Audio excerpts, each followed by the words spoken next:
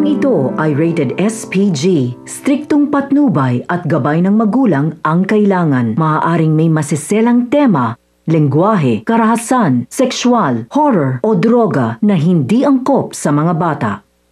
Nagsisimula na ngang nangangampanya ang mga gerero at muling ipinangako ni Mayor Roberto sa mga tao na ibigay nila lahat ang mga pangangailangan ng mga tao at ipagpatuloy nila ang mga proyektong kanilang nasimulan. Mas lalo pa raw nilang papalawakin ang kanilang mga programa. Nakita naman ni Roda ang mga gerero. Nagmamadaling puntahan ni Roda si Lula Tinding at ipinaalam na nagsimula ng nangampanya ang mga gerero sa Quiapo. Nagalit si Lula Tinding nang malaman niyang nasa Quiapo ang mga gerero dahil wala naman raw kahit isang naitupad na mga pangako sa mga gerero. Nakita rin ni Roda si Doña Pilar at agad niya itong nilapitan. Ngunit hindi nagustuhan ni Pilar ang paglapit ni Roda sa kanya. Sinabihan ni Doña Pilar si Roda na wala raw silang utang na loob sa kanila kung sinusuportahan raw sila ng mga tao dahil sila raw ang mga dukha ang may utang na loob sa kanila sapagkat sila raw ang namamahala sa mga tao. Nagalit si Roda sa mga sinabi ni Pilar. Isinusumpa niya sa harapan ni Pilar na dumating ang araw na matatapos rin ang maligayang araw ng mga gerero. Sa kabilang banda naman, tuluyan ngang pumayag si Chairman sa alok ni Tanggol na tatakbo siya bilang congressman. Masaya si Tanggol sa desisyon ni Chairman at si Chairman ang nangungunang nagpapaalam sa mga tao na tatakbo si Tanggol bilang Vice Mayor. Isinigaw ni Chairman sa mga tao na huwag kalimutan si Tanggol na iboto sa halalan bilang Vice Mayor. Labis rin na natutuwa si Roda nang malaman niyang tatakbo si Tanggol bilang Vice Mayor. Samantalang habang nangampanya ang mga gerero, hindi na sadyang magkasalubong ang landas ng mag-amang Gustavo at Marites. Ito na kaya ang simula na malaman ni Don Gustavo na si Marites ang anak niya kay Matilde Asuncion na si Lula Tinding.